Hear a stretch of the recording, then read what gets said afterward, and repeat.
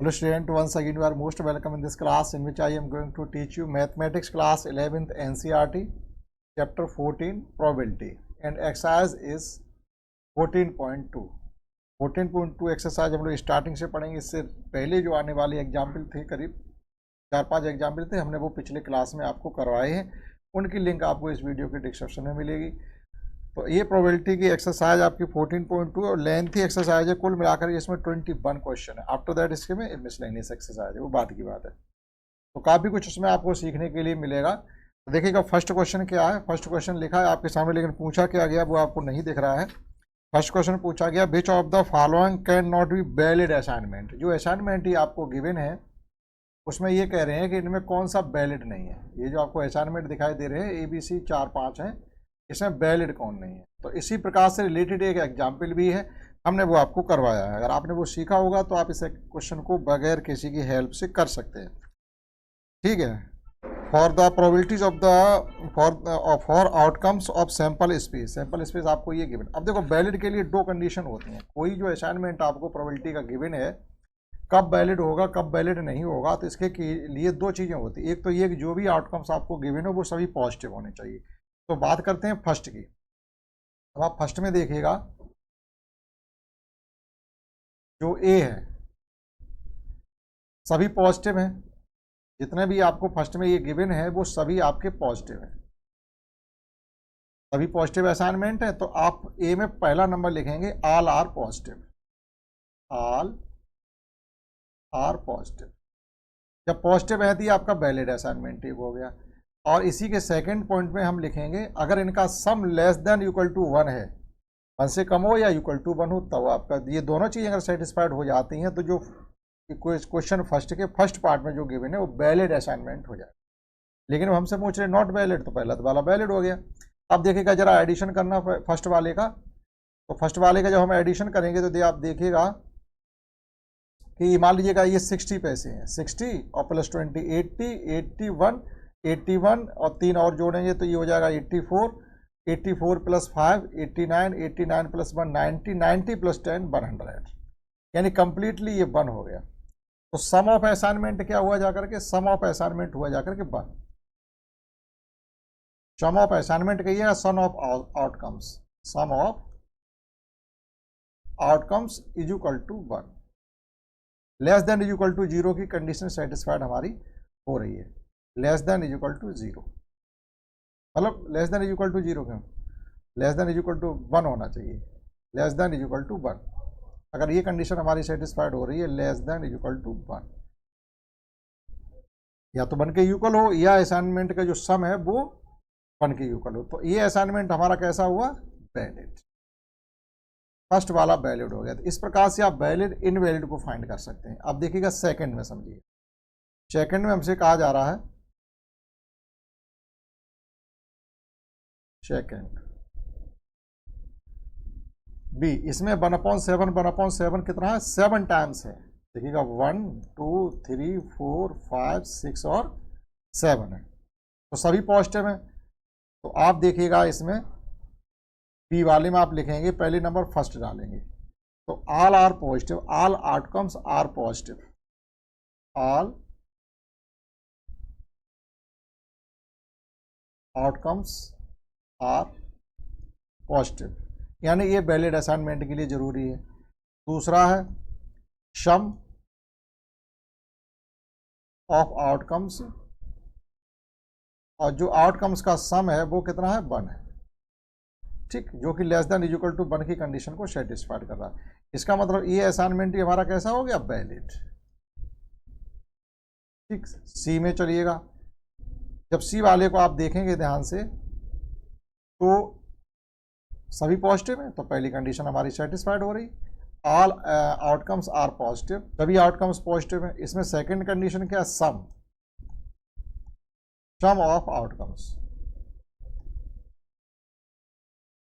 अब सम करके देख लीजिएगा कितना आ रहा, 7 plus 6 13 plus 5 18 plus 4 22 plus 3 25 plus 2 27 plus 1 28। आप एक बार अपना चेक कर लेना, कम ज़्यादा भी हो सकता है। यानी ये क्या हुआ, more than 1, more than is equal to नहीं, केवल मोर देन 1। ये असाइनमेंट हमारा 1 से ज़्यादा है, तो पहली एक कंडीशन सेटिस्फाइड हो रही, लेकिन दूसरी दोनों कंडीशन सेटिस्फाइड होनी चाहिए कि sum less than equal to 1 होना चाहिए और सभी का आउटकम्स पॉजिटिव होने चाहिए। तो एक पहली कंडीशन सेटिस्फाइड हो रही लेकिन दूसरी नहीं हो रही, ये कैसा हो गया, यही आपका इनवैलिड हो गया। यही वो पूछ रहे थे, उनके आंसर हमें तीसरे पे जाकर के मिला। और देखिएगा डी में आप देखिएगा एक नेगेटिव असाइनमेंट है, 2 नेगेटिव असाइनमेंट है, 2 असाइनमेंट आर या 2 outcomes are negative. Here is 2 assignment are negative. अब एक भी नेगेटिव हो, 2 नेगेटिव हो, तो ये कैसा हो गया, इनवैलिड। आगे हमें फाइंड करने की जरूरत नहीं, अगर पहला ही इनवैलिड की कंडीशन को शो कर रहा है, यानी पहला ही कंडीशन हमारी जो असाइनमेंट का आउटकम्स है वो नेगेटिव है कोई, यानी प्रोबेबिलिटी के लिए कभी नेगेटिविटी नहीं चलती, कोई भी आउटकम्स नेगेटिव नहीं हो सकता। यानी घटना किसी इवेंट के होने का चांस तो पॉजिटिव ही होना चाहिए, या तो 0 होगा या पॉजिटिव होगा, नेगेटिव तरफ हम नहीं जा सकते, लेकिन ये तो नेगेटिव 2 आउटकम्स है, तो ये जो है सी वाला हमारा नॉट वैलिड हो गया। अब देखिएगा डी, वो डी वाला। अब ई देखिएगा, ई में देखिएगा सभी पॉजिटिव है, पहली कंडीशन हमारी सेटिस्फाइड हो रही है, all are positive, all outcomes are positive, वही पहली कंडीशन वैलिड की तरफ जा रही है। दूसरी देखिएगा सम करिएगा, अब एक ज़्यादा करने की हमें ज़रूरत ही नहीं है, देखिएगा एक पहला वाला ही है 1 से ज़्यादा, तो ये अगर 15 को 14 से डिवाइड करेंगे तो 1 पॉइंट समथिंग आएगा, तो सबका एडिशन हमें करने की जरूरत नहीं है, तो आप डायरेक्टली लिख देंगे सम is greater then 1, greater than 1। तो ये असाइनमेंट भी हमारा कैसा हो गया, इनवैलिड। तो कुल मिलाकर के 3 असाइनमेंट आपके इनवैलिड हैं और 2 वैलिड है, ठीक, 5 में से। तो जो इनवैलिड है उन्हीं को पूछा गया था, आप अपना आंसर मैच कर सकते, कोई कैलकुलेशन नहीं थी, केवल इतना इसे बताना था। समझते हैं question 2।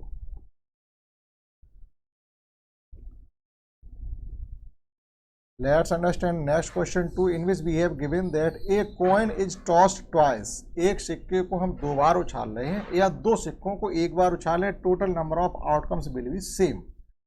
What is the probability that at least 1 tail occurs. इस बात की आप गारंटी बताइएगा कम से कम एक टेल जरूर आएगा। ऑकर्स का मतलब होता आना, यानी इवेंट का होना, ठीक है। तो जब एक सिक्के को 2 बार उछालते तो टोटल आउटकम्स कितने होंगे वो पता होने चाहिए, फिर उसमें देखिएगा कम से कम एक टी जरूर हो, एटलीस्ट 1 टेल, तो उसकी हमें गारंटी बतानी। देखिएगा when a coin is tossed 2 times then there will be total outcomes 4, 4 outcomes होंगे। अच्छा होंगे कौन कौन से, जरा वो देखिएगा। एच 2 बार उछाला तो दोनों के एच एच हो सकता है, एस टी हो सकता है, टी एच हो सकता है, या टी टी हो सकता है, ठीक। ये आउटकम्स निकाले कैसे जाते हैं, जैसे एक सिक्के पर 2 फेस होते, 2 बार उछाला तो 2 पे पावर 2 यानी 4 आ गया। अगर एक कोइन को हमने 3 बार उछाला है तो 2 पे पावर 3 कर देंगे, आउटकम्स 8 आ जाएंगे। एक कोइन को हमने 4 टाइम्स उछाला है तो 2 पे पावर 4 पुट कर देंगे, ये 16 आ जाएंगे। इस प्रकार से आउटकम्स का नंबर फाइंड कर सकते हैं। अब देखिएगा probability of getting at least 1 tail, now probability of getting at least, कम से कम एक टेल आने की प्रोबेबिलिटी हमसे पूछी जा रही है, इसको हम पीई माने ले रहे हैं। अब देखिएगा टोटल आउटकम्स कितने हैं, 4। अब ऐसे आउटकम्स इसमें सिलेक्ट करिए जिसमें कम से कम एक टी जरूर हो, अधिक कितनी भी उससे मतलब नहीं है। तो आप ध्यान से देखिएगा, ऐसे चांसेस हमारे पास एक तो दूसरा वाला है, तीसरा वाला और चौथा वाला है, तो 3/4 इसकी प्रोबेबिलिटी हो जाती है। Probability of getting at least 1 tail will be 3/4। आप नोट कर सकते हैं question 2। Let's understand next question 3।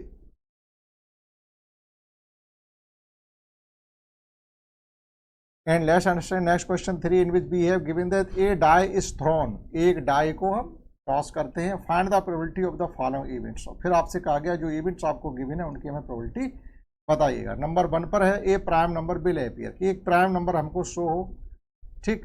फिर हमसे कहा गया है, तो देखिएगा प्राइम नंबर की पहले फाइंड करते हैं। अगर हम किसी डाइस को उछालते हैं तो एक बार हमने उछाला है तो 6 आउटकम्स रहेंगे, 2 बार उछाला है 6 पावर 2 36 हो जाएंगे। अगर 3 बार हमने किसी डैश को उछाला या एक साथ 3 डैश उछाले तो बात एक ही है, तो आपका हो जाएगा 6 पावर 3 यानी 216 आउटकम्स आएंगे जाकर के। तो ऐसे क्वेश्चन भी आपको मिलेंगे जिसमें एक डैश को 3-3 बार तक उछाला गया। तो when A dash is throne 1 times, और टोटल आउटकम्स कितने हो जाएंगे, एस इज इक्वल टू आपका आ जाएगा 1 2 3 4 5 और ये 6 आउटकम्स रहेंगे। अब देखिएगा probability of getting probability of getting a prime number, now probability of getting a prime number। तो प्राइम नंबर की प्रोबेबिलिटी कितनी हो जाएगी, पीई हम कंसीडर के ले रहे हैं, तो कितने प्राइम नंबर आपको दिखाई दे रहा है, प्राइम नंबर की आपको जानकारी होनी चाहिए। जिसमें प्राइम नंबर है हमारे पास वो एक तो है 2 3 है और 5, 3 प्राइम नंबर है, दैट इज प्रोबेबिलिटी हो जाएगी आपके 3/6 मीन्स 1/2। तो ये हो गया क्वेश्चन 3 का फर्स्ट पार्ट। अब देखिएगा क्वेश्चन 3 का सेकेंड पार्ट। ये था हमारा फर्स्ट। सेकेंड में पूछा गया ए नंबर ग्रेटर देन और इक्वल टू 3। अब ऐसे नंबर इसमें कितने हैं, 1 2 3 4 5 6, जो ग्रेटर देन इक्वल टू 3 तो एक ही तो है, तो इसकी प्रोबेबिलिटी हो जाएगी p f is equal to 1/6। Total number एक 3 ही तो है, जो 3 के यूकल और बड़ा है, यूकल तो बड़ा तो है नहीं। तीसरे हमसे पूछा गया है a number is less than equal to 1। एक नंबर आपको ऐसी प्रोबेबिलिटी बतानी जो लेस देन इक्वल टू 1 के हो, तो मतलब 1 के यूकल हो, तो 1 ही तो है, तो एक ही प्रोबेबिलिटी आ रही है, यानी p g is equal to ये भी हो जाएगा आपका 1/6। ऐसा नंबर इसमें कितने हैं जो इक्वल टू 1 के हो, 1 से लेके 6 तक अंकों में ऐसे कितने नंबर है जो 1 के यूकल, तो 1 एक ही तो है, तो उसकी प्रोबेबिलिटी निकल आई 7। फिर कहा गया है a number more than 6 will appear. अब क्या आपके डायस पर कोई नंबर ऐसा होता है जो मोर देन 6 हो, मोर देन 6 ऐसा कोई नंबर नहीं होता। तो probability of getting A number which will more than 6, इसको पी एच माने ले रहे, यानी ये ऐसा कोई नंबर है नहीं, तो 6/0.6 इक्वल टू इनफाइनाइट। नहीं, इनफाइनाइट तो नहीं आएगा, 0 कह सकते हैं।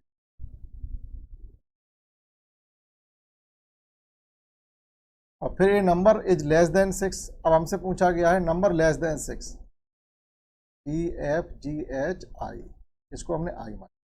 ये नंबर इज लेस देन 6 से छोटे नंबर इसमें कितने हैं, 1 से लेके 6 तक सब 6 से छोटे ही हैं, तो 5 अपॉन टोटल आउटकम्स कितने थे हमारे पास, टोटल आउटकम 6 ही है ना प्रत्येक के लिए। तो आप अपना देख सकते हैं, आप मैच भी कर सकते हैं। ये था क्वेश्चन हमारा 3 क्वेश्चन, 1/2 2/3 1/6 0 और 5/6। पहला वाला इसमें आ रहा है 1/2, यानी probability of A prime number will appear. तो प्राइम नंबर उसकी प्रोबेबिलिटी हमने क्या निकाली, पी 6/3 1/2 लिखा तो है 1/2, लेकिन दूसरा वाला यहाँ पर हमको गिवन है 2/3। तो इसमें देख लो दूसरे में क्या पूछा जा रहा था कि a number greater than equal to 6। तो ऐसी स्थिति एक ही नंबर के साथ है, जो 3 के यूकल 6 के यूकल है और 6 है, तो एक ही तो है, तो इसकी प्रोबेबिलिटी इसमें कितनी आ रही, a number is greater than equal to 6 कह रहे हैं, ए नंबर ग्रेटर देन और इक्वल टू 6। सेकंड वाले में 6 नहीं कह रहे, 3 कह रहे। देखिए सेकंड वाले में थोड़ी मिसअंडरस्टैंडिंग ये है कि यहाँ पर हमसे कहा गया था सेकंड वाले क्वेश्चन में कि number is greater than equal to 3 कहा गया है, ये number is greater than equal to 3। तो 3 या 3 से आगे के नंबर कितने हो जाते हैं, 3 तो हो जाते, तो हो जाएगा आपका 3/6, 3/6, यानी ये हो जाएगा आपका 4 हो जाते। देखो 3 4 5 6 4 नंबर हमारे पास हैं जो ग्रेटर देन इक्वल टू 3 है, 4 नंबर है, तो यहाँ हम लिखेंगे 4/6, ये हो जाएगा आपका 2/, ये गलती हो रही थी। फिर हमसे थर्ड में पूछा गया है a number less than equal to 1, तो ये 1/6 ही हो जाएगा। ए नंबर मोर देन 6 कोई होता नहीं है, तो 0 हो जाएगा। ए नंबर लेस देन 6 5 होते हैं, और सभी हमारे सवाल इसमें सही है, आप नोट कर सकते हैं क्वेश्चन 3 को। समझते हैं next question 4। And in next question 4 we have given that a card is selected from a pack of 52 cards. एक 52 ताशों के पत्तों की गड्डी है, उसमें से एक ताश को हम निकाल रहे हैं, उससे रिलेटेड आपको प्रोबेबिलिटी बतानी है। देखिएगा पहले क्वेश्चन 4 के फर्स्ट पार्ट में हमसे पूछा जा रहा है कि how many points there are. Point से मतलब होता है टोटल नंबर ऑफ आउटकम्स। एक ताश की 52 पत्तों की गड्डी का जो आउटकम्स होता है 52 ही होगा, तो पॉइंट भी 52 ही होंगे। ठीक है, points, number of points will be, point हो जाएंगे आपके 52। आप अपनी लैंग्वेज लिख लीजिएगा। और सेकंड है calculate the probability that card is an ace of spade. Spade का एक ही कार्ड होता है, तो इसकी प्रोबेबिलिटी हो जाएगी PA, that is A is the probability of getting a ace card of spade, that is spade एक ही होता 1/52। और थर्ड में देखिएगा, थर्ड में कहा गया है calculate the probability, calculate the probability that card is S और ब्लैक।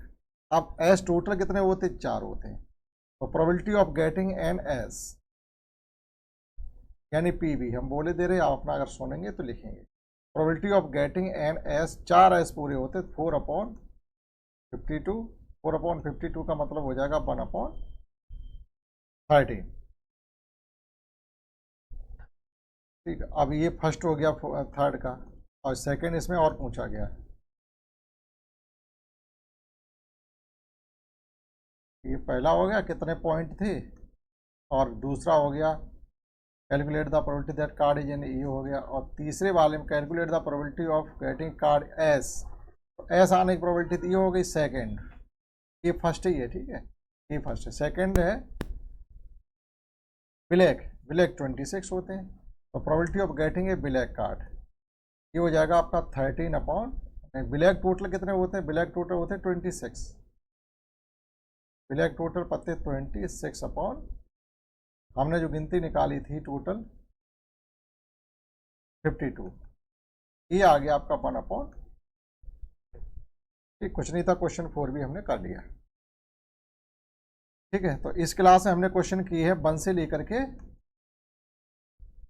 4 तक, और नेक्स्ट में जो क्वेश्चन हम लोग करेंगे आगे में, जो क्वेश्चन आपका 5th होगा और 6th होगा और 7 भी मान लीजिएगा, ये 6 और 7 क्वेश्चन 5th और क्वेश्चन 7 आपके मोस्ट इंपॉर्टेंट होंगे, जो कि हम लोग पढ़ेंगे नेक्स्ट वीडियो में। इसमें इतना ही, दैट्स ऑल।